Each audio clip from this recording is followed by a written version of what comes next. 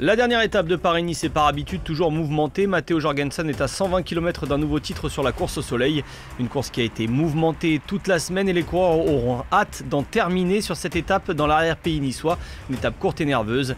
Méfiance pour la Visma Leasebike, il faudra protéger l'Américain jusqu'à l'arrivée. Les adversaires semblent résignés dès hier déjà et ne sont pas trop confiants quant à déloger Jorgensen de la première marche du classement. Je pense que toutes les équipes vont tenter leur chance aujourd'hui. C'est une course assez courte, c'est le dernier jour. Beaucoup d'équipes n'ont pas encore remporté d'étape. Il y a aussi une grosse bagarre dans le top 10 pour chaque place, donc il y aura beaucoup de courses dans une aujourd'hui. On sait que la course sera animée et beaucoup de coureurs veulent aller chercher des victoires d'étape. Parmi les équipes qui n'ont pas encore levé les bras sur ce Paris-Nice, il faudra faire comme Storer hier avec l'équipe Tudor.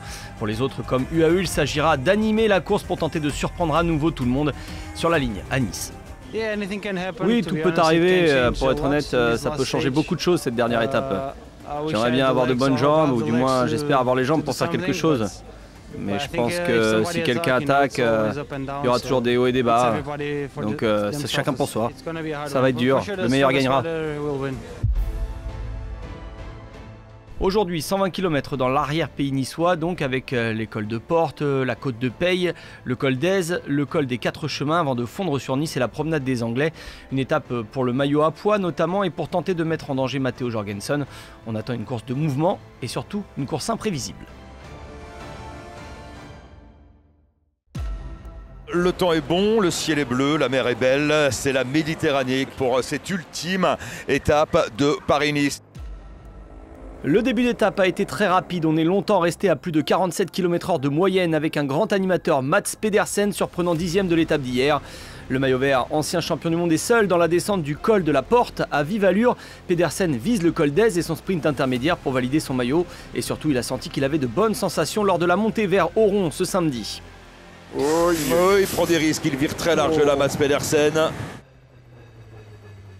Il prend rapidement plus d'une minute d'avance alors que l'on est entré dans les 50 derniers kilomètres. On file vers la côte de Peille, 6,5 km après de 7% de pente moyenne.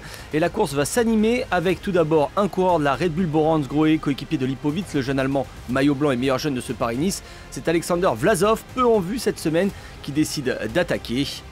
Oh, Vlasov. Avec l'attaque de Vlasov, tiens, ça c'est intéressant. Derrière dans le peloton, ça bouge aussi dans cette montée avec Jorgensen qui surveille seul ses adversaires, notamment Lipovitz ou encore Arensman qui vont chacun tenter d'accélérer.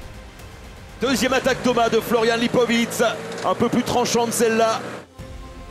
À 800 mètres du sommet, Gall en compagnie de Vlasov sont revenus sur Pedersen et le trio de tête va basculer avec une poignée de secondes d'avance sur un groupe maillot jaune réduit. Une quinzaine de coureurs autour du maillot jaune Matteo Jorgensen. On est entré dans les 40 derniers kilomètres de ce 83e Paris-Nice. Le trio de tête est bientôt rejoint par un Ineos Grenadiers, il s'agit de l'américain Sheffield. Le quatuor arrive au sprint intermédiaire du col d'Aise, moment choisi par le maillot jaune en personne pour accélérer et laisser ses compagnons du groupe de poursuite se débrouiller. Grosse accélération de Matteo Jorgensen dans le col d'Aise et on voit Florian Lipovitz. Pedersen va passer en tête à ce sprint intermédiaire avec son maillot vert sur les épaules pour le valider. Et bientôt il est seul en tête avec Sheffield, l'américain. Ils sont à une vingtaine de kilomètres de la ligne à Nice avec 12 secondes d'avance sur Gall, Jorgensen et Vlasov. Mais rapidement, sur les premiers contreforts de cette dernière montée de Paris-Nice, Sheffield se retrouve seul en tête à environ 12 km de l'arrivée. Dans les passes jusqu'au bout. Il coince dans les pourcentages. Sheffield passe au sommet, toujours en solitaire, et va tenter d'aller chercher une victoire de prestige à Nice, tandis que derrière lui, Jorgensen a fini par distancer Félix Gall de Decathlon AG2R. Avec 20 secondes d'écart entre les deux Américains, le coureur Ineos Grenadiers a course gagnée. Le New-Yorkais va entrer seul dans Nice. Derrière lui, Jorgensen a écœuré la concurrence et va décrocher son deuxième Paris-Nice. Sous la flamme rouge, Sheffield peut savourer. L'étape elle revient à ce jeune coureur américain de 22 ans, Magnus Sheffield. L'équipe Ineos a été la grande animatrice de cette édition de Paris-Nice, des premiers coups de force de Tobias Foss et consorts jusqu'à cette victoire, en passant par le podium au général de Tim Arensman. L'équipe britannique s'est réinventée sur ce début de saison avec cette première victoire en World Tour pour Sheffield et surtout la plus grande victoire de sa jeune carrière à 22 ans. De quoi être ému. J'ai terminé tellement de fois deuxième. C'est ma première victoire en World Tour.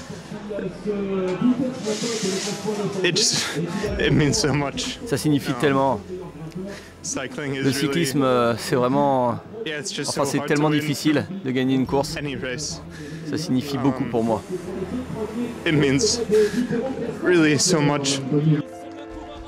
Dans cette 8e étape, Sheffield domine son compatriote, passé par la même équipe de jeunes aux États-Unis, Matteo Jorgensen, le vainqueur de ce Paris-Nice. Félix Gall prend la 3e place. Storer règle le groupe des poursuivants. J'ai été bien soutenu cette semaine.